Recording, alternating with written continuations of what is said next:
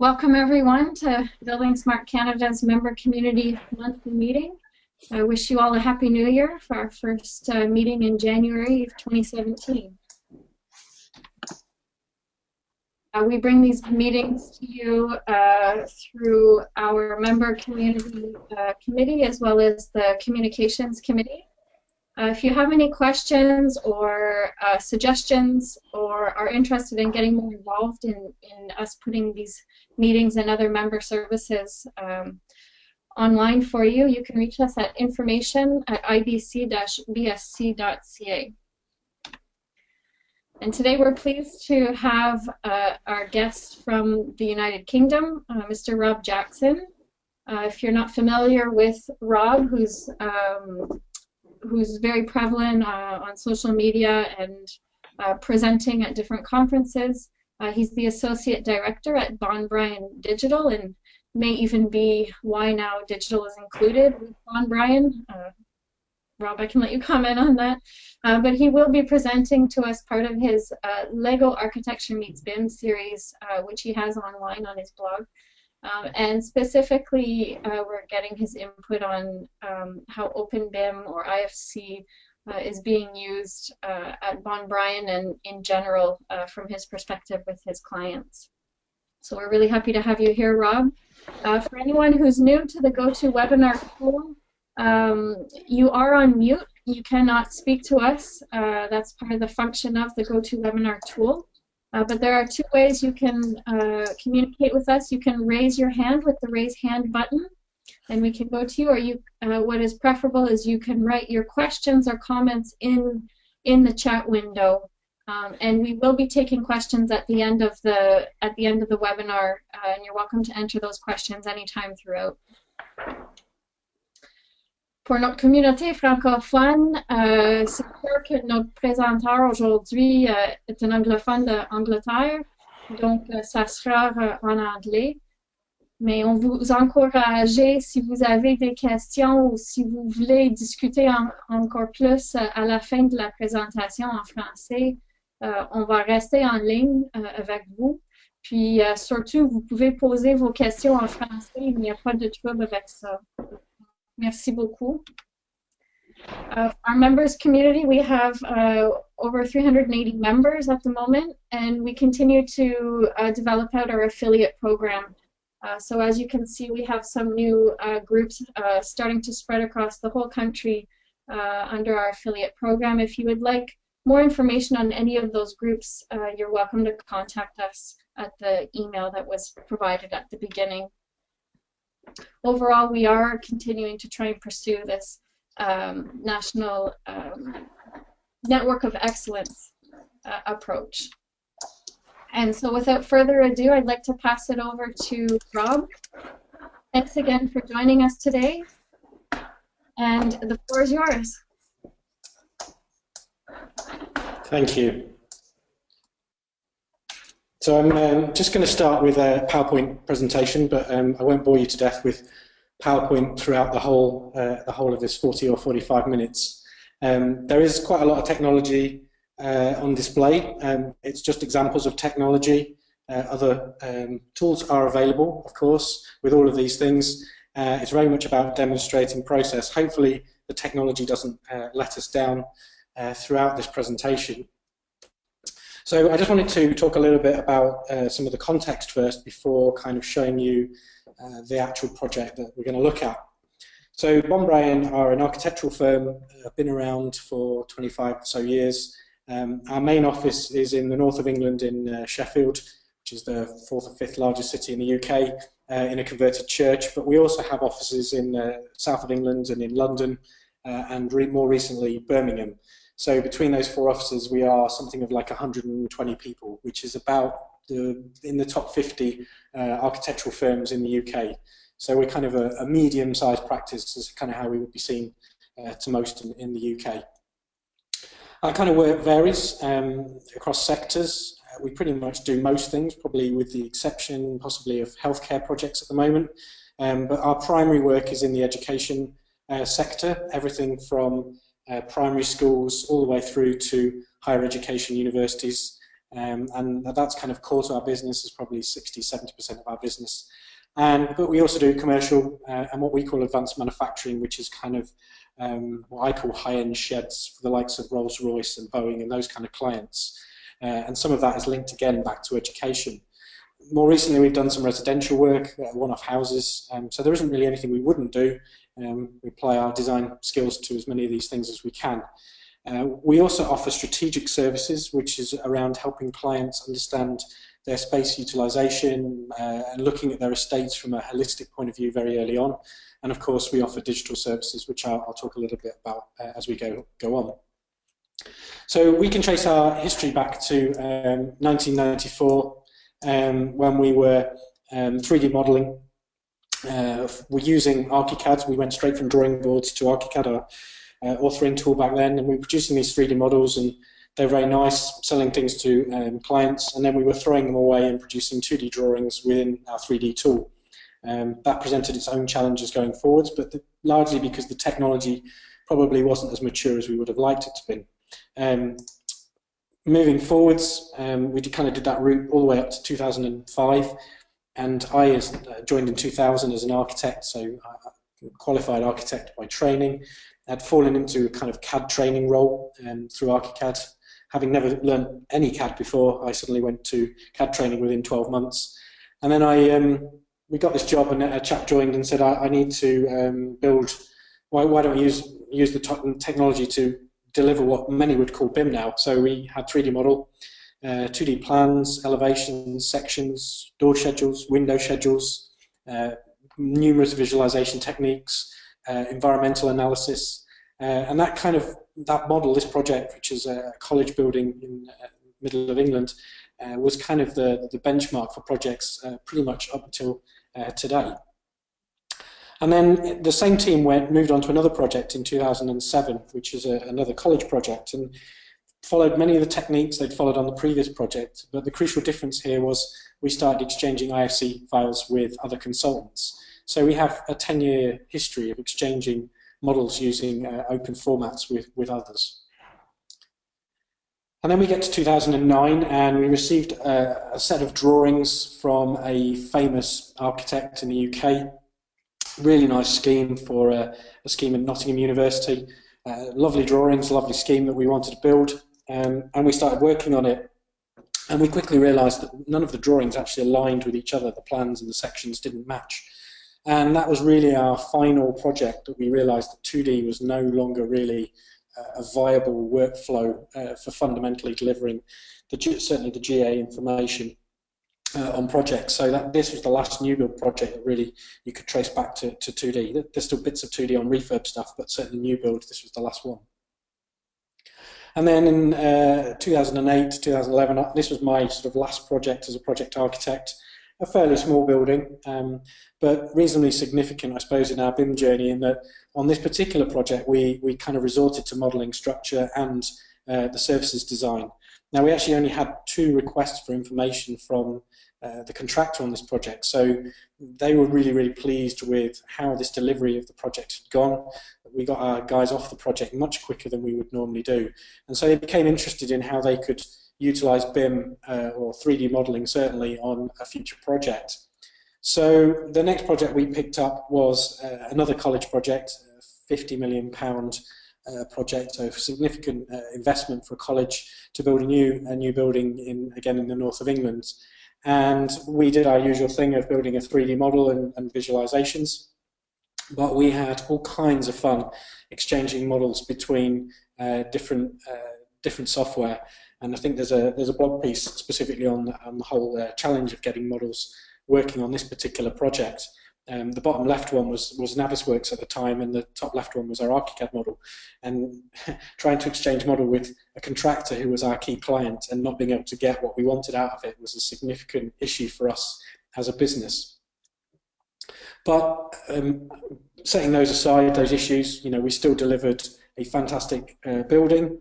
Whether you like the architecture or not, the client was extremely happy with what we delivered in terms of a new build. and in fact commissioned us to do a second building, which is the one you see on the left-hand side, subsequently to that project. So client relationship was very good, and we successfully worked with the contractor. But probably one of the biggest things for us was we were able to get on the front cover of ArchiCAD in ArchiCAD 19. So I managed to twist the marketing manager's arm in a pub in Ireland. That's one of the benefits of going on trips, to put us on the front cover, largely because we had been exchanging and successfully resolving issues with the software. And from that project, we really kind of became massively investing in understanding IVC Exchange between different software. Again, this particular example is on the blog. I can't remember how many pieces of software we've tested with these particular files, but quite a lot. They're all meant to look vaguely similar. The top right one is somewhat crazy, to say the least. So some real challenges in terms of delivering this information between different bits of software, and understanding that has been key to what we do. And off the back of that, we won a number of awards for this project, and included our first international award, getting a special mention in the Building Smart Awards. So again, setting the practice in terms of recognition for what we do in BIM circles, as much around research and development as it is around progressing projects, and that's really been core to what we do. But we've kind of moved towards this kind of idea of doing BIM, and our directors were happy that we were doing BIM, and we had a project, and the director found out that we need to do BIM. So somebody said, do you do information management? It's BIM. And he said, oh yeah, we do that. So we did that for free on a job, because the director didn't quite realise that we should get paid for this stuff. So we did 3 school projects for a client doing information management. Now at the time we didn't get paid, but this has in future proved a very useful exercise. Again, a massive learning exercise about working with other consultants and documenting and setting those processes up. More recently, a project that we've been working on in our Kent office is an academy project. What's interesting about this project is using technology, using IFC, to push data into the cloud and allow the information to be seen by the contractor, so that theoretically they can order, in this example, doors from subcontractors, and also pull in manufacturers' data within this tool. So again, what this potentially allows us to do is not have to issue schedules, but issue models in replacement. Obviously, we'd still need to make sure our data is correct, and we'd probably use schedules for that, but potentially saving us time in terms of issuing that information. More recently, another project, this is a refurb project, a new infill roof to an existing university building, not too far from our office. Again, massive challenge delivering multiple models and understanding using different technology, Revit, ArchiCAD, Celebri, and even some 2D stuff in there as well, and trying to federate this information together. You may also know, if you've read our blog, that we also worked with Bill East, who is the author of COBE, and COBE is a key part of the UK government strategy to deliver information to clients using FM tools. And we developed a free model so that the files are available to download, PDFs, DWG, and IFC files, as well as this BIMX file in there as well. So we kind of did that to prove we could do it, but we also published a book on how that information could be created specifically out of ArchiCAD. There are plans to do a Revit book, and if we can find users, we would like to do other software if we can as well. That actually won an award just before Christmas for sharing and pushing that information out. Somebody thought that Open BIM should be free. Well, I'm certainly not going to retire off this book, but it is there to promote and help people understand. And we had this little competition of people posting selfies of them with their book, which was a little bit of fun. So really, fundamentally, the whole process that we've developed is built around open standards. So IFC is obviously the core of that, but we also see COBE and BCF as key components. So all the elements in blue on this slide are things that we do as part of delivering projects generally, and we are looking at the sequencing and costing side as well, and how we can integrate that. More recently, in March last year, we set up Bond Bryan Digital, which is a brand of Bond Bryan architects, to offer our services to others to help them on their own journeys. And again, all of this approach is built around an open approach. So we're not specifying tools, we are specifying outputs and outcomes, but we are not dictating to others what they should use, and we have been engaged to help vendors also improve their solutions through this. But the digital side is very much a two-faced thing in that it still supports internal process and internal development. So that includes, for example, our ArchiCAD templates or training internally. But we are able to offer our services externally to clients, contractors, and vendors, and so on, and even other architects. What that means is we can help others, but we can also gain knowledge and learn from those as we go along. And those services are kind of varied. We're kind of open to all kinds of opportunities, really. People come with us all kinds of things we hadn't thought of, but primarily our main idea with this was to help clients define the information and drive BIM from the front end to make BIM something that had to be integrated into the process, and then help them with information management. Coordination management is something that we do as part of our architectural service, but if we can help other architects bring together models and deliver BIM in a better way, then we're kind of set up to help that process, as you'll see a little bit later on. One of our first projects as an information manager was actually with the University of Cambridge. So this is a £200 million project where we're helping the university define what they want and helping to manage a project team to deliver BIM and deliver COBE and IFC through this process. And we recently just got together all the 6 models at the moment, and we are in the process of moving this forward into sort of early design phases to make sure that we can sort out the geometry and sort out all the information and ultimately deliver the information to the client to hand over to their facilities management tools. And as part of that process, we have been looking at how we can visualize data, which I'll talk a little bit further on later on. So that's kind of a whistle-stop tour of our history and background to what we've done. Now on to the Lego Architecture Meets BIM project. So the first question really is, why build a Lego model? We have lots of clients and lots of even internal people who still do not necessarily understand BIM, and they certainly, to many clients, don't understand design process, and they don't understand buildings. So how do you communicate what BIM is all about without kind of getting bogged down in some case study, even of a small project? Well, what better thing than to look at than Lego, which kind of everybody understands and everybody can relate to, from a 6-year-old kid all the way through to anybody who's played with Lego over their lifetime. Of course, all of this is built around open standards and proving that these things work, and ultimately along the way finding new things that we can do with the Lego model. And it's been a great vehicle to talk to people about how we can deliver BIM. The blog has many of the blog pieces. I think this slide shows 12 of them. I think I'm up to 18 so far. I still have another 10 blog pieces to publish.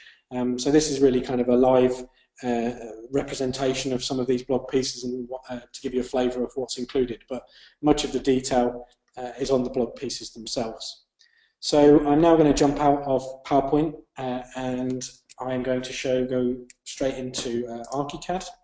Of course, as I said before, there are many tools and things like Revit, Vectorworks, even, dare I say it, SketchUp, ACOSIM and so on, are all capable of delivering very similar things. But the whole point of this process is that it's built around open standards. That said, when we start a project, much of this information isn't necessarily IFC. This is a native window within ArchiCAD, and this is how we complete information. Obviously this is Lego, but much of the information that you see that we filled in here, we would fill in on real projects. So there's information about the project, there's information about the site and the building. And I actually was able to influence Graphisoft in rejigging this in this box in order to align with some of the IFC stuff. And then there's contact information, which is crucial for COBE deliverable. So this is our first port of call. We also have a native way of setting up the floors within the building. The Lego model isn't specifically set up with floors, but obviously we wanted some floors or building stories, as they would be called in IFC, to set up within here. Again, this is a native dialogue. The important thing with all of this, though, is that this is populating a window within ArchiCAD called the IFC Manager. And the IFC Manager is basically, in the top left, you have a tree. We have the project information. Again, you can see much of the information I populated in that native window, and some more additional information populated here. We have information about the site, which is in France. We have the Villa Savoie. Rather convenient doing this to a Canadian audience, where some of the French may translate. And then we have our building stories and information about our floors. And then we have our elements, which in this case are Lego components. Each one of these components is individually named or numbered with information about it. And we also have information at a type level. So these components, in this case there are 3 components exactly the same, also have information about the type of particular brick. And I think in this particular case there are 96 different types of brick within this Lego model. So how we're building this data is kind of key to what we're doing, how we build COBie, how we build our models. But we also have information, excuse me, scrolling up here, about systems. So these elements form systems, so some of these are bricks, some of them are bricks with bows and arrows, specials, and so on. And again, you can see how there is data at the system level. There is also spaces and zones, which I won't cover specifically because it's kind of not particularly relevant to the Lego model, but there is some more information embedded within this. So this is an IFC tree, so if anyone familiar with IFC will kind of recognise this, even if you're not particularly familiar with ArchiCAD. And it's one of the nice features about ArchiCAD is that we can see this kind of IFC data without having to leave the tool. Now, more recently, within ArchiCAD, we have the ability to create a folded structure of components, and these are basically preset. So in this particular case, this shows you how I've preset some of these elements for my Lego model. And the beauty of this is that if I open any of these, the data for this particular type of element is all preset with data. Has a link to where I could order a new component. It has the information that I'm going to export for COBie to be filled in by others, and some IFC data. And obviously we have the 3D view, and we have 2D display as well. Now, one of the interesting things about this as well is that more recently ArchiCAD has actually moved their data into a native sort of position, if you like, in that this information is actually native, which didn't used to be the case. And some of this data we can actually create pull-down menus for and pull-down lists of information, so we can predefine this. And one of our biggest challenges in the office is creating consistency in terms of information, be it fire ratings or acoustic ratings and those kind of things. So whilst this is Lego, you can see the similar sort of how this could work for this kind of data. So in this example we have color type. These are either solid or transparent elements. The beauty of this is that we can also display this information within a 3D view. So although we have the 3D model, we can also display this with a graphic override. So we can use the data to display those solid bricks and those transparent bricks visually within this information. So again, this is kind of a benefit of doing these processes. And we can also display information within a 2D setting. So this information within this model, this is no longer text. This is information linked to the elements, which is actually largely, some of this has been a relatively new or recent introduction to ArchiCAD. Now, of course, we're creating native data, but we still want to export information in IFC, and again, we can map our information. In this case, most of this, I believe, is down at building element proxy, but you can see how we can map information within an IFC to match it and make sure that it's compliant with IFC. And this is a key part of how we set up our data structures. So once and what I should say as well is we can also, of course, schedule any of our information, and obviously if we change this information, then the schedule changes in the model.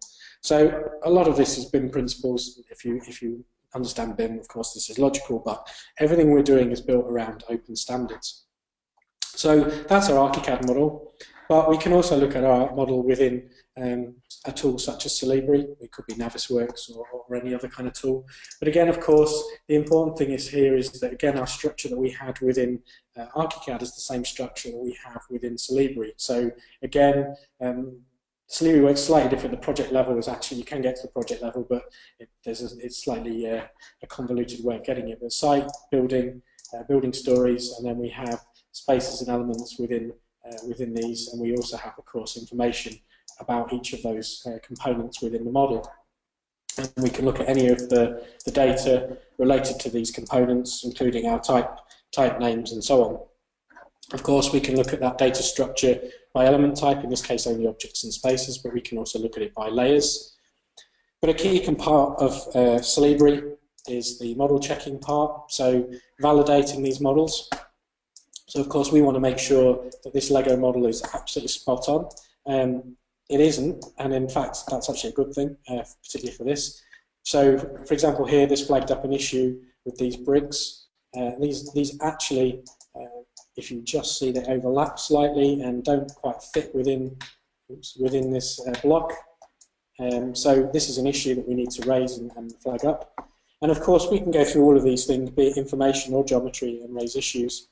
And that allows us to flag up these issues using effectively a report. So again, here is another one where clearly these overlap and shouldn't be like this and couldn't be built like this. You would never find these in this Lego model, certainly not looking at the 3D model and spinning around it. So the automated way of finding this is extremely important. I'll come back to this, but what we can do with this is we can actually export this as BCF, which is again another way of showing it, or we can actually synchronize with a BCF server. But before I leave Celebri, I also wanted to show some other interesting elements, I suppose, of this project. Something again where we've never really intended, oops, excuse me, try to all the way down to the bottom. We never really intended this Celebri to do this process, but what this enables us to do is sequence the model within Celebri using data. So you can see how the Lego model would be built up. So to a client, this is pretty obvious in that everyone understands that Lego is built in a sequence, but trying to explain to them that it's linked to a program of some description, this is certainly not 4D, this is just a basic demonstration of sequencing, and this is actually driven by information in the layers, but it could be any piece of data to show how that sequence works. Equally, we can look at any information within this building by filtering the information and using the data to filter the model to look at how we need, or we can filter to kind of all crazy stuff and how we look at this model.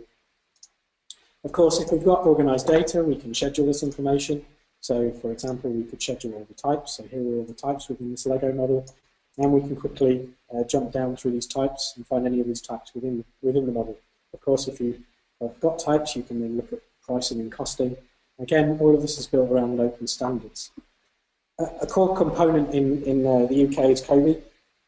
The data isn't quite correct in here because I tried to generate this a bit too quickly, but the point is that by validating our data within Celebri, we can check that this information is correct, and we can export COBie into a facilities management tool. One of the other interesting and more interesting bits of information that I quite enjoy with Celebri is the ability to visualize data. So one of the things that Lego has is each brick was introduced in different years. So these were introduced in 1990, 91, 92, and so on. So we could look at all the bricks introduced in the 90s, or we could look at all the bricks introduced in since 2000. So, or we could look at one specific one, and this particular component is specific to the set. So we can filter the data based on any information that we choose to. And again, this is part of what we're showing clients is how we can share and review this information. I'm just going to jump out of Celebri. Yeah. And I'm just going to jump into BIM Collab. Again, other tools are available that are similar to this, but this is basically a tool that accepts BCF and allows us to manage issues within a cloud interface. So here are our issues. So if I look at one of the ones we were looking at before, we can see who needs to fix this issue and see what this issue is within a cloud interface. Obviously, this allows us to create reports and manage these issues through the process, again using open formats. no matter what tool you use. Another tool that is key in the UK is having a common data environment, CDE for short, Project Extranet, but with workflow critically. And these common data environments vary. This is Viewpoint's solution. This contains all of our information that we've issued on this project, but it also, more critically, has, and many of these common data environments have a web viewer of the model. Again, built around open standards. I can look at any of these components, or I can actually turn all of them off and just look at the spaces, and vice versa.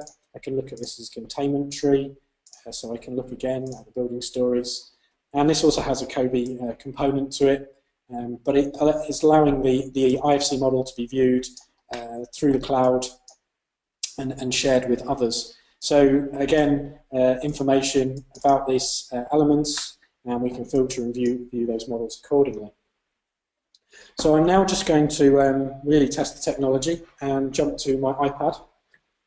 This is where it always gets fun. So this is the first time doing this, so hopefully this works. So hopefully you can see my iPad screen. And of course, whilst we're using IFC, mobile devices are a great way of sharing information. This particular tool is an Autodesk tool, so although we don't use Autodesk products, it doesn't stop us using whatever we want in terms of tools. And of course, again, we can look at any of the information within this model, be it any kind of data. Sometimes this is so there's my information about the software and its relationships and so on. So again, this is just another tool, and there are some clever sort of tools within this that allow you to expand and play around with the model and look at the structure. So it doesn't, although it's IFC, the kind of view of many is that Autodesk don't support open standards. Well, this is proof that they do. And I just go on to looking at. Excuse me, let me just go back a sec. We also can share information about the project using. This is a Graphisoft app. So here we have information that I showed you in the native software. But we also have information in here with web links, so I can actually go and get the Lego build instructions. So the URLs are in here, and I can actually go to the shop to order more bricks. If I open this, I'm just going to open this one here. This is effectively like a PowerPoint. You will see this is, again, part of this project. The interesting thing was this is actually a schedule, and I can actually jump to any of these sheets within this particular project. So here's some views of the 3D model. We also have, of course, things like visualization and animation. Probably the biggest thing that had to be done was build a library. So here are the components. And again, you can see how they're scheduled out of the model. We also looked at level of detail. And obviously, as architects, we kind of start with sketches. Somebody said, was this Corbusier sketch? No, sadly it's mine. But exploring how models are developed through those processes from a very basic concept model through to slightly more detailed. And actually, if you look at the model, this is actually the model that I've been showing you. There's nothing actually geometry-wise that tells you it's Lego. If we were going top level of detail, we would have Lego written on every single brick if we were doing that.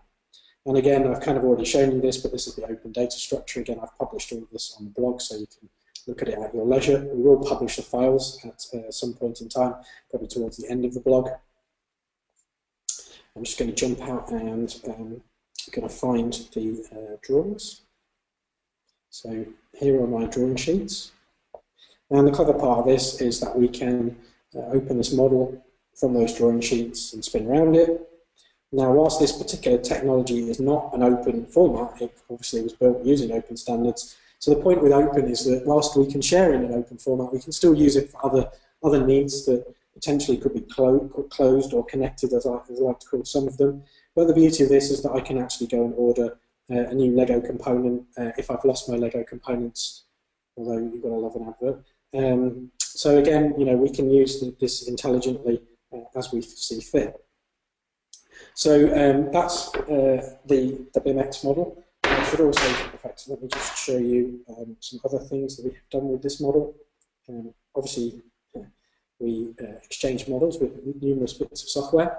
It was important. I wasn't trying to prove Revit wasn't that great, but it isn't that great, unfortunately, with the Lego model. I don't understand why it's so triangulated. All the other software that we did it with works really well. We have also 3D printed this thing, and as of a couple of days ago, I also got this 3D print laser scan, so there's a blog piece coming on 3D printing and the laser scanning aspect as well. Now, one last thing before I kind of finish up. We also, in fact, two more things, I tell a lie. Here is another blog piece that's coming soon, which is the idea of sharing and doing true sequencing. So this particular model is an IVC model imported into Synchro. Again, you could do things like this into Navisworks and other bits of software, but being able to sequence the model against a program. So there's actually a program linked to this model rather than just this being from the data that I showed you before. So again, it's just another way of sharing information using an open format. And in fact, in this conversation with Synchro, we looked at how we could do timelining data, which is available in ArchiCAD, and transfer that to Synchro. So there's a little bit of investigative work to do with that to make it work properly. So I'll just jump out of that. And finally, this is an app that we've created. You can download this app. It's an iPad only app, but if you've got an iPad, you can use it. So what I can do is view the model. This is where hopefully the technology doesn't let me down. You should be able to see my phone. This could be a piece of paper, but you can see my hand, and I can turn this around. And we can also sequence this model, and I can move my iPad around. So here's the Lego model. Again, it's sequencing. It doesn't have to be sequencing. This is just augmented reality. One example of augmented reality that we can use. I'll just put it forward to the end. And you'll notice that there are these blue markers, and again, these markers actually show you some of the data within the file and within the elements as examples of how augmented reality could be used using a model. Of course, augmented reality in itself is not Open BIM, but it's just another use of a model that was built around open standards and how that data can be shared with others. So I will just turn this mirroring off. And that largely concludes my presentation. So thank you. Thanks, Rob. If I could ask you in the chat window to put a link to your blog address. Yeah. As well as perhaps that last tool that you just showed. I think it was a little quick for us to grab what the name of it was. Okay, well, that's on the blog as well. There's a blog piece about the augmented reality, so you should be able to find that on the blog, but I can certainly post the blog on so you can share it. Thanks. And Eric, I guess I'll turn it over to you to man the question period. Excellent. Well, thank you very much, Rob. That was very, very interesting. It sort of shows the potential of using Open BIM and how much you guys have invested. I'm going to open up the floor to questions. And while we wait, I'm going to ask a first one. So you guys took the turn towards more digitized practices in 2005, way before the mandate on the UK government's part. Can you sort of speak to the motivations and what were the challenges that you guys faced in terms of taking that turn towards practices and how much you invest sort of in this R&D component to really develop your capabilities? Yeah, so the mandate wasn't the driver to go to what some would call BIM level 2, but it's kind of a basic level of BIM to some degree. The first challenge really for us, because we'd used our tool as a 3D tool and we're then doing stuff in 2D, we were using the tool completely in the wrong way. So we had to untrain people who had been here for years in terms of actually making them understand that this thing was actually a 3D model. So you could go back and open some of our files pre-2005 and you would find some horrendous and comedy-looking things when you open those files. So there was a real challenge to get people to appreciate what this was and how it could benefit us. And the whole debate around moving to 3D, never mind BIM, was a massive debate in the practice. So much, went to director level, and how are we going to move from a 2D world? And there was a real perception that 3D was only for certain projects and only ones that had loads of timescale and loads of fee. But the more that we did it, the more people looked over other people's shoulders and thought, well, why can I not do this? And slowly but surely, we kind of got to a critical mass, and the rest of them followed. And many people are kind of where we are, I guess, now, and think that they've kind of achieved what they need to do. We're now going through the same process to get from 3D, what I would really call 3D, to true BIM. And what I mean by BIM is not just producing door schedules and window schedules, but sharing information with others collaboratively. So we are going through a massive pain period of people who really want to do it, and people who still massively are fighting against it, and will tell you for 100 reasons why they can't do it. The good thing yesterday was one of my members of staff showed a project they're working on to other members of staff. I deliberately stayed out of the meeting and was showing them how they were using automated information, how they were getting more intelligent outputs without having to put text on drawings and so on. And so other users showing other users is much more convincing, and the tide is slowly turning to the point where we are reaching a critical mass, to the point where it's again going to flow, where in 5 years' time we will look back and go, did we really do just 3D models and some data and never share our models, or did we not get involved with other consultants? We still have a massive challenge with other consultants, getting 3D models from other people, and probably our biggest challenge at the moment is getting our guys to realise that they shouldn't model structure themselves, they should choose a structural model. So we still haven't kind of perfected it, but the momentum is there, and obviously the government mandate now is another reason to do it, and also client requirement. So we have many bids where we must prove that we have done this stuff. So on the R&D side, it's very much investigating. My knowledge is probably a little bit further ahead than some of the current projects, but equally there's some really good things going on the projects. And so my job is kind of to keep ahead a little bit of the curve and make sure that I know what's coming and how we can integrate things. So ArchiCAD 21 is only around the corner, and I already know some of the things we're going to have to do to make it even better and rebuild certain parts. But again, it's all going to be built around open standards, and I'm already thinking about IFC4, never mind IFC 2x3, even though IFC4 may not be used for a little while. So my mindset is a little bit further ahead than others. But we have a member of staff who's now kind of more of a connecting piece between me and the rest of the staff. We have a member who's representing sort of BIM, if you like, in one of the other offices. So there is more acceptance from it. We still have issues. I'm certainly not going to say we've perfected it, but we are definitely moving in the right direction.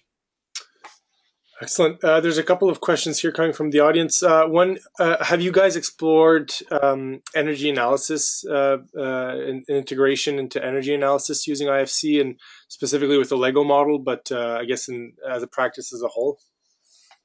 If we go back a fair while, when we first did the very first project in 2005, we did have a lot of training and started integrating Eco-Designer, as it was, not Eco-Designer, sorry, Ecotect back then.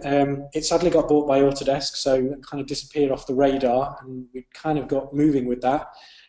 We have had Sapphira for the last couple of years, but have really struggled with the workflow. We are completely Mac-only practice, which presents its own challenges with interoperability of software.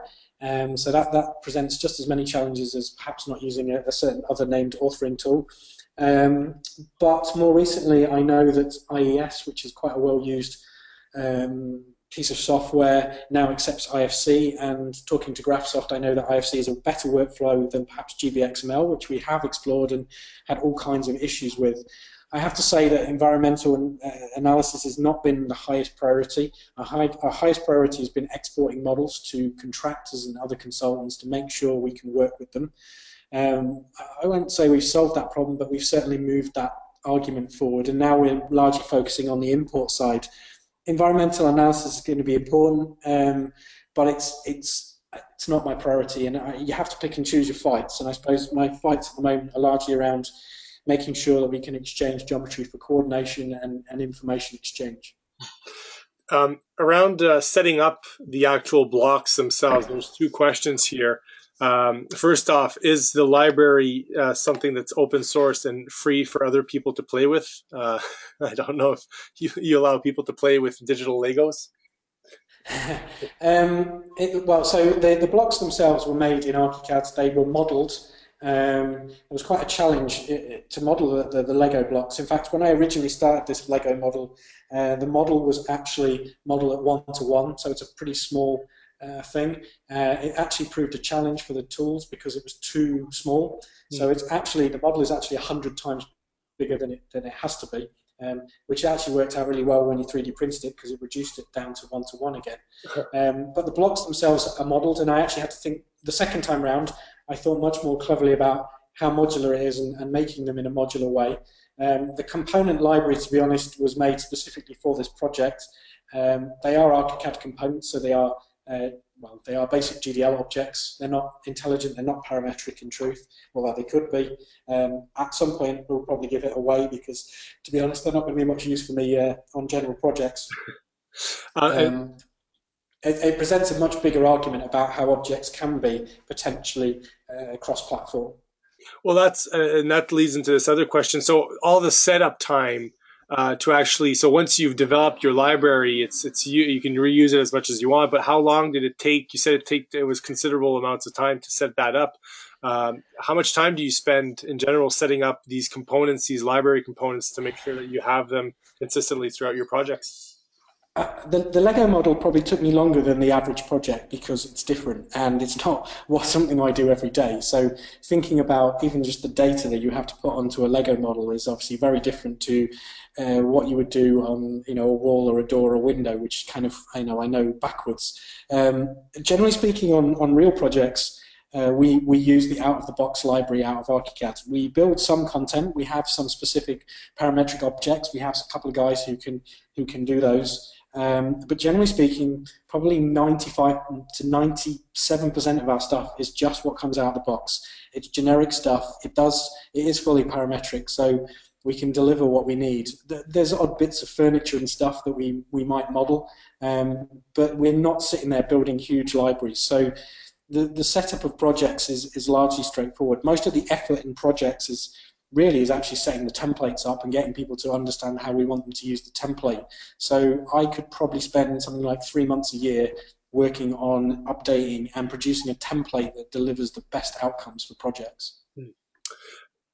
In terms of using IFC as in your common practice and your current practice, what are the types of issues that you face up against, specifically in terms of geometry export issues and so forth?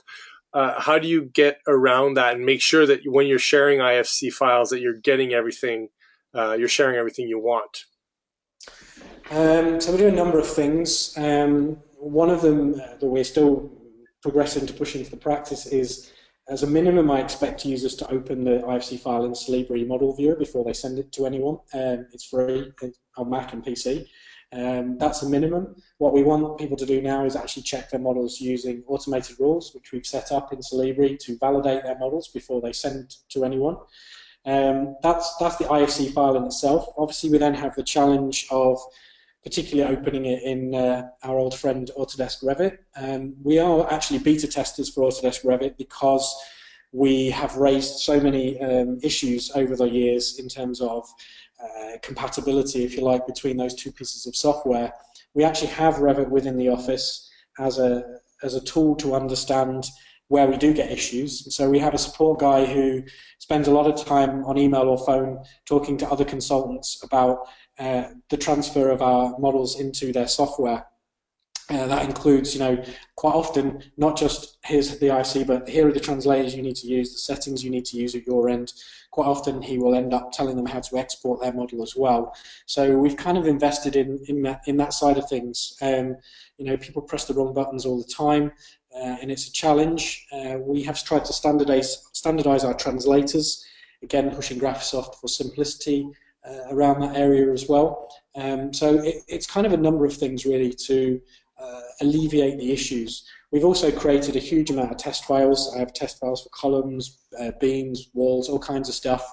So we're always exploring what the issues are. There are some issues that we know about, but some of those things we would never model anyway, so they kind of don't particularly worry us. Is it perfect? No, but then is it perfect in the federation tool where we really care about it? Yes. Does it matter if there are slight geometry issues perhaps in an M&E model? Well, yeah, it doesn't. It does bug us, but if we can't solve them, it doesn't stop us delivering projects at the end of the day. And for me, most of the IFC issues are not, people blame IFC, but in reality, most of the issues are either vendor issues or worse, mostly is actually user error. Mm-hmm. Have you utilized IFC servers? What type of sharing mechanisms? I think you mentioned it a bit, but what are the mechanisms you use to share your IFC files? They vary. I mean, our whole setup at the moment is based on, all our models are shared on Graphisoft BIM Cloud, so all of our offices are connected to share and work on models collaboratively internally. Sharing the IFC models, generally speaking, we will use a common data environment. Typically, they are provided directly by the contractors, and they vary from Viewpoint to ASite to Clearbox to Aconex and Conject. We kind of use whatever we're requested to use. Viewpoint is our at the moment, is our internal solution. We've just been using Buzzsaw, which is primitive as anything. We still use things like Dropbox and Hightail and all kinds of solutions to send files to people. I suppose the biggest lesson learned is don't compress those files when sending them to other people. Despite compression tools existing, they cause more issues than they are worth. Mm. Have you had any issues with IFC in a real life project or using Open BIM in terms of liability or having something actually get missed? No, we have certainly not seen any liability. I think the general consensus with all of this stuff is that people who are doing it in good faith and trying to move the industry forwards. And model issues are not the worst thing to pick up on. At the end of the day, are we doing this better than somebody in 2D? Absolutely. Will we see issues in the future? Probably, almost certainly, and that's largely why we have developing our validation process even further. In fact, I think we have something like 1,200 rules in our Celebri stuff now. We want to keep increasing that and keep making it tighter and tighter. IFC is far less of an issue than it ever used to be, and in reality, if something's missed, we're now seeing things over here like single project insurance. So, at the end of the day, the liability is with everybody, not just with the person who sent the model. Mm. One of the things we also have in the UK is the BIM protocol. And the BIM protocol is largely around, if you've done everything within your power to ensure that the model is fit for purpose and has been shared in the right way, if stuff is lost in translation, then you are not to blame. So it's kind of encouraging people to collaborate and share models without that fear of somebody is going to come and sue me because a wall went missing or whatever it may be. Excellent. Well, we're almost at time. So Susan, I'll hand it back over to you to conclude. Thank you very much, Rob, for those excellent answers. Okay.